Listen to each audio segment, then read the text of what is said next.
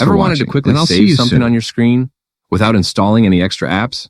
Windows actually has a shortcut built in, and it works on any PC or laptop. Let me show you. On your keyboard, press Shift plus the Windows key plus S. The Windows key is the one with the little logo. It might look slightly different on your keyboard, but it does the same thing. As soon as you press that shortcut, your screen will dim, and you'll see the snipping toolbar pop up at the top. Now you can choose how to capture your screen. The easiest way is the rectangular snip. Just click, drag over the area you want, and let go. That's it. The screenshot is copied straight to your clipboard. So you can paste it into Word, Paint, or even drop it in a chat with Ctrl+V.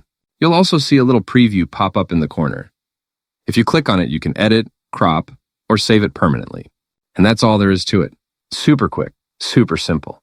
If you found this helpful, give the video a like. Subscribe for more easy tech tips, and hit the bell so you don't miss the next one. Thanks for watching, and I'll see you soon.